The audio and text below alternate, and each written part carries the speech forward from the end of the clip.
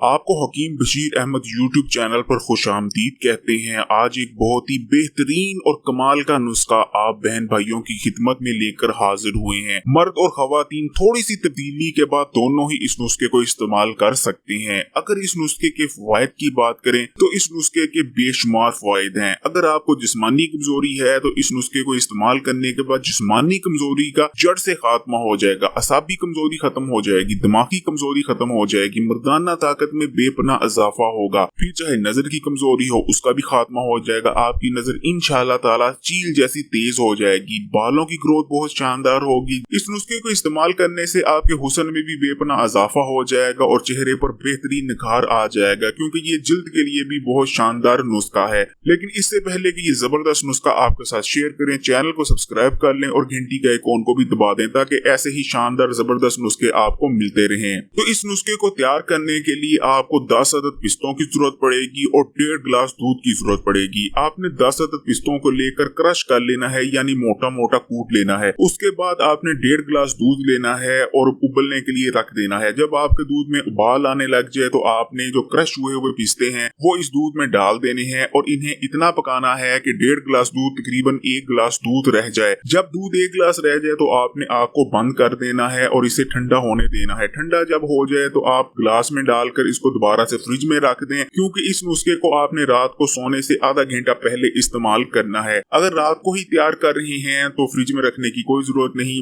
लेकिन अगर दिन के वक्त तैयार कर रहे हैं तो फ्रिज में रख सकते हैं और रात को सोने से आधा घंटा पहले इस नुस्खे को इस्तेमाल किया जा सकता है। इस नुस्खे को आप ठंडा करके भी इस्तेमाल कर सकते हैं और नीम गर्म भी इस नुस्खे का इस्तेमाल किया जा सकता है, यह आपकी मर्जी है। लेकिन अगर मर्द हज़रात ने मर्दाना कमजोरी के खात्मे और मर्दाना ताकत में बेपना इजाफे के लिए इस नुस्खे का इस्तेमाल करना है तो मर्द हज़रात ने क्या करना है, मर्द हज़रात अगर 1 या 2 चुटकी छोटी इलायची का पाउडर शामिल कर इस नुस्खे को इस्तेमाल करते हैं तो यकीन माने पहली दफा के ही इस्तेमाल से कमाल हो जाएगा। ये इतना जबरदस्त नुस्खा है, तो इस नुस्खे को इस्तेमाल जरूर कीजिएगा और कमेंट्स में जरूर बताइएगा कि ये आजमूदा नुस्खा आपको कैसा लगा। लेकिन इस चीज की गारंटी है कि 110% आपको रिजल्ट देगा ये नुस्खा। अगर ये नुस्खा आपको पसंद आया तो लाइक करें और मजीद इस किस्म के नुस्खा जात देखने के लिए हकीम बशीर अहमद यूट्यूब चैनल को सब्सक्राइब करके घंटी के आइकॉन को भी दबा दें।